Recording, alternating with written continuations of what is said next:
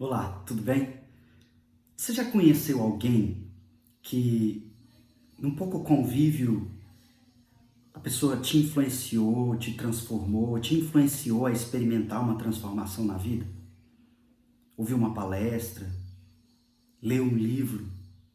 Existem pessoas que realmente nos influenciam, nos impactam a ponto de mexer, transformar, mudar a nossa forma de perceber as coisas, de enxergar as coisas. O Evangelho, ele faz isso conosco. Cristo faz isso conosco também na nossa conversão. Mas Cristo, na sua vinda ao mundo, ele fez isso com todo o planeta. Ele transformou a forma de se entender, de se ver, de se viver. Ele chamou as pessoas transformadas a viverem essa vida transformada, se tornarem novas pessoas, novas criaturas. Essas pessoas então começaram a viver e conviver com este evangelho. E lá no livro de Atos dos Apóstolos, no capítulo 17, no verso 16, eles estão sendo perseguidos e alguns irmãos ali são presos, levados, e quando os judeus que os prendem ali chegam, dizem: estes são mais uns daqueles que estão transtornando o mundo. Aqueles que transtornam o mundo chegaram aqui também. Depende da versão que você lê. Veja, era assim que os novos crentes eram vistos. Aqueles que estão transtornando. E se a gente pegar aquela palavra e analisar, são aqueles que estão virando o mundo de ponta cabeça. Eles estão mudando a sua forma de enxergar o mundo. Não é transformar ou virar de ponta cabeça simplesmente como alguém que bagunça as coisas, não. É alguém que te dá uma nova perspectiva de enxergar a vida, nova perspectiva de viver. Jesus Cristo nos convoca a experimentar essa nova perspectiva. Ele, quando nos ensina a lidar com as coisas da vida, também nos ensina como nós deveríamos orar. Provavelmente você conhece bastante a oração que está lá no Evangelho de Mateus, mas eu gostaria de ler agora a mesma oração na perspectiva de Lucas, do Evangelho segundo Lucas, aquele que escreveu o livro de Atos que eu mencionei um versículo agora há pouco. Veja, são evangelhos sinóticos e isso quer dizer que eles têm a mesma ótica. Eles estavam abordando o mesmo momento, as mesmas falas, a mesma ótica, mas com perspectivas, lógico, diferentes, mas isso não muda o conteúdo, a mensagem. São evangelhos com a mesma ótica, escrito por pessoas com experiências diferentes, com vivências diferentes, designado para atingir grupos diferentes. Lá no Evangelho de Lucas, no capítulo 11, a oração, a partir do verso 12, diz assim: então ele os ensinou: quando orardes, dizei: Pai, santificado seja o teu nome, venha o teu reino. O pão nosso cotidiano dá-nos de dia em dia. Perdoa-nos os nossos pecados, pois também nós perdoamos a todo o que nos deve. E não nos deixe cair em tentação. Eu gostaria de levar você, te conduzir a perceber o que há dentro daqueles que foram transformados e que agora têm a sua visão de mundo virada de ponta cabeça. Aqueles que não são conformados com o século, mas eles transformam-se dia a dia pela renovação da mente, conforme Paulo diz. Jesus aqui fala de oração e veja, nós sempre insistimos, instigamos a todos os crentes a orarem. Orarem por suas questões pessoais, ore por sua família, ore por seu trabalho, ore pelas suas finanças, por sua casa, seus filhos, aposentadoria, férias, saúde, governo, enfim, ore por todas as coisas que você vive, convive e se preocupa. Ore em todo o tempo. Mas quando nós nos deparamos com a oração ensinada por Cristo, há algo aqui que pode transformar a nossa mente no entendimento de mais uma perspectiva dessa mesma oração que certamente você conhece. Orar pelas questões que envolvem as suas vidas é totalmente lícito. É um mandamento, você deve orar. Orar por tudo isso que eu mencionei. Você precisa se exercitar na oração. Mas essas coisas que eu mencionei, todas elas dizem respeito ao seu mundo, ao seu universo, ao seu reino.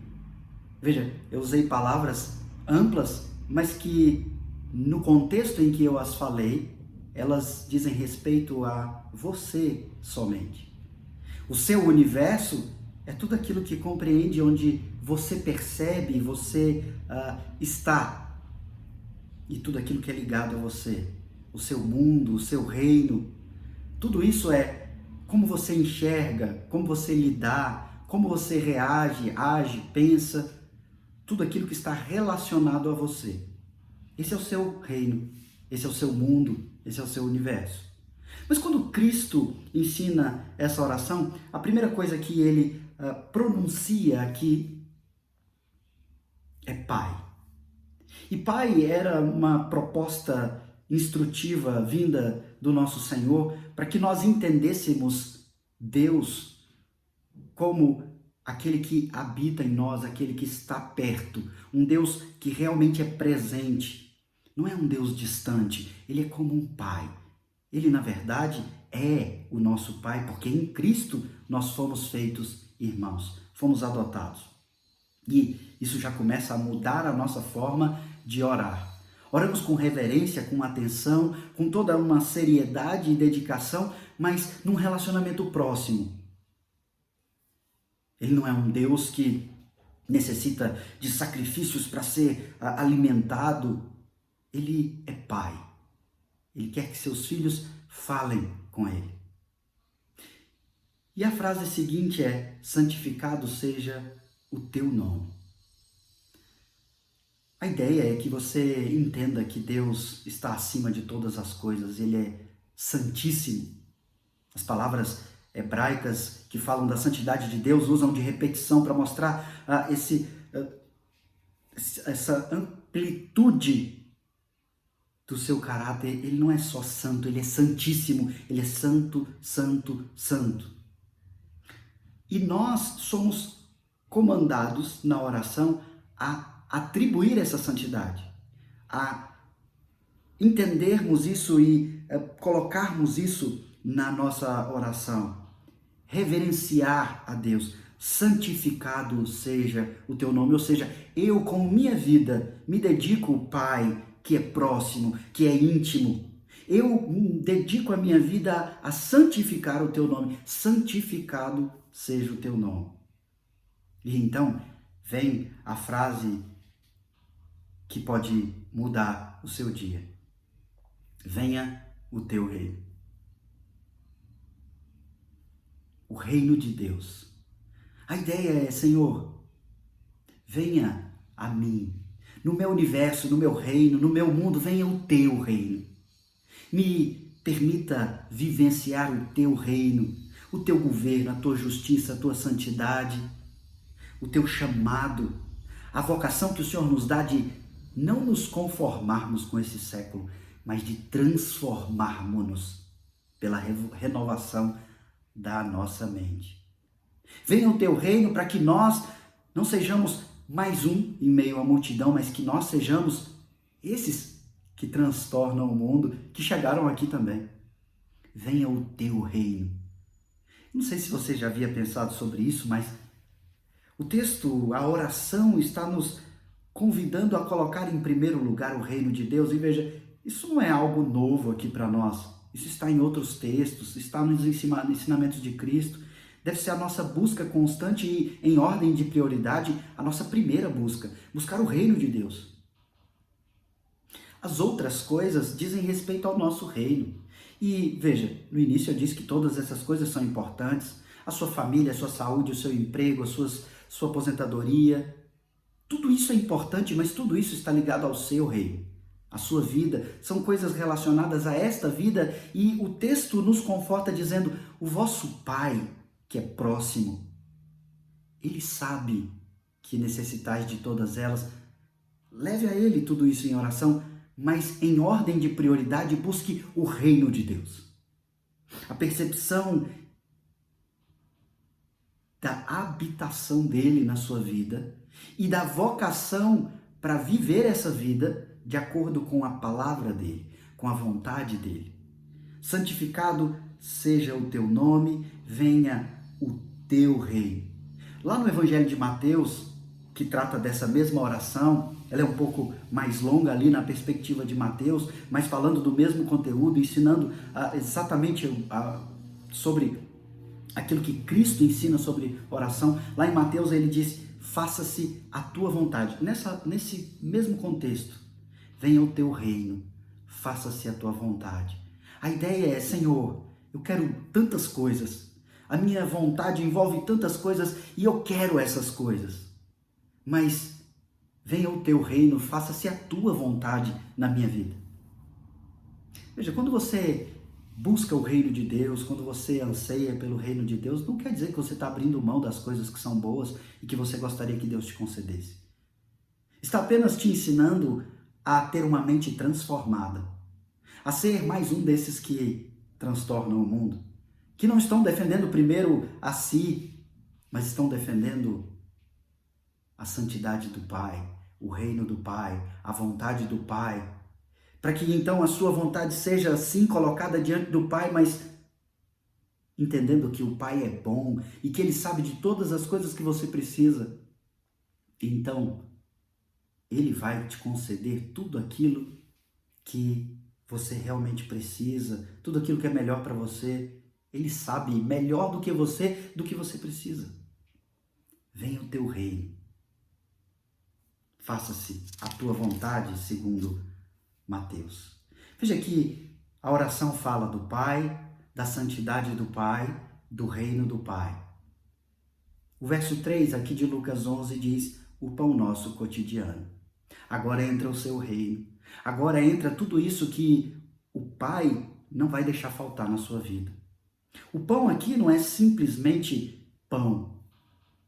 É tudo aquilo que envolve provisão. O vosso Pai sabe.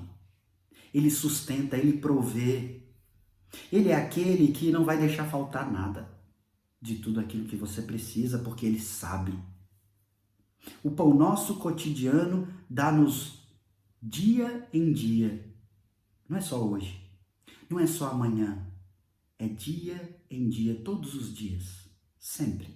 Ele te deu vida. Você não escolheu viver.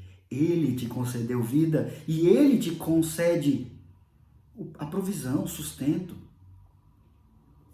E então, ainda no contexto do nosso reino, perdoa-nos os nossos pecados. Se você fizer uma sequência lógica, e eu gostaria que você fizesse isso, anota num caderninho, num papel, analisa essa oração.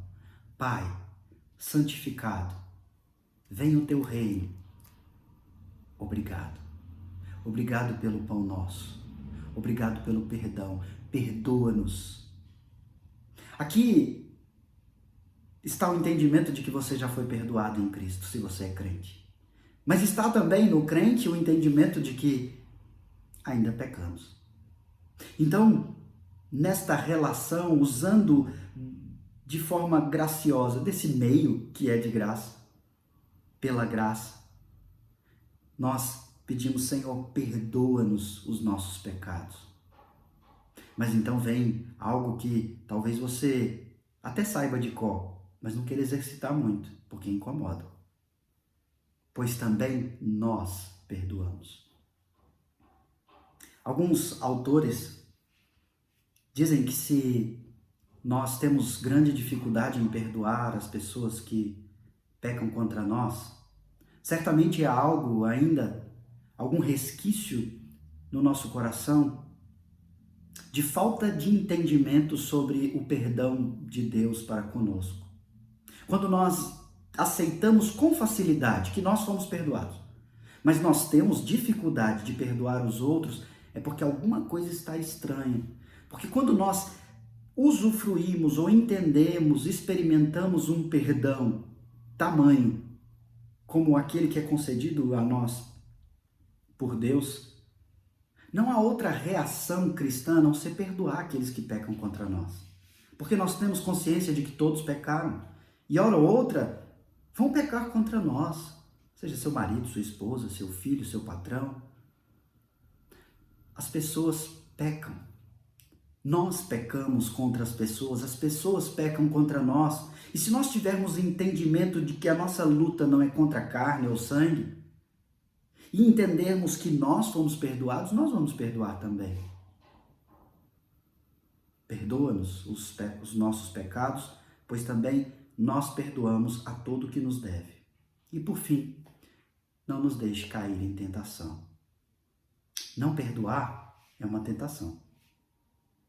É muito mais cômodo deixar o tempo passar, deixar a mágoa sumir, o relacionamento esfriar e não precisar tratar daquele assunto que te machucou.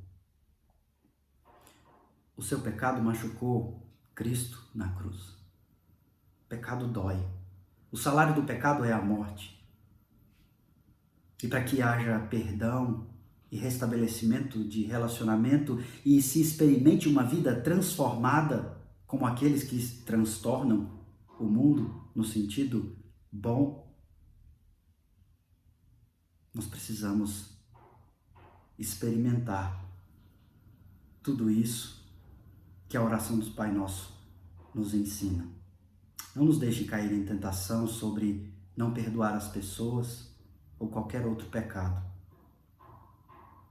Que essa seja a sua oração nesses dias. Que você experimente e vivencie tudo isso para a glória de Deus e para seu deleite e aproveitamento cristão. Eu quero orar por você. Vamos orar? Senhor Deus, obrigado, Pai, porque por mais um dia, mais uma vez, as tuas misericórdias se renovam sobre nós. O teu perdão, ó Pai, e o entendimento desse perdão, que tem sido algo transformador na nossa vida, não só no dia da nossa conversão, mas tem sido continuamente transformador e nós te agradecemos. Obrigado, ó Pai, pelo perdão. Obrigado pela tua palavra que nos orienta sobre tudo, inclusive sobre como devemos orar, sobre como devemos viver. Ó Pai, ensina-nos a vivermos diferente desse mundo que nos empurra em contrariedade à tua palavra. Ensina-nos a viver para a tua glória. Ensina-nos a buscar o teu reino, a santificar o teu nome, a ter entendimento do perdão que foi dado a nós quando o teu reino foi implantado, inaugurado por Cristo. E assim nós perdoamos quem nos ofende. E temos o entendimento que podemos viver em Cristo, sendo libertos das tentações que o mundo nos apresenta. Obrigado por tudo isso. E abençoa-nos, ó Pai, nós te pedimos. Em nome de Jesus. Amém.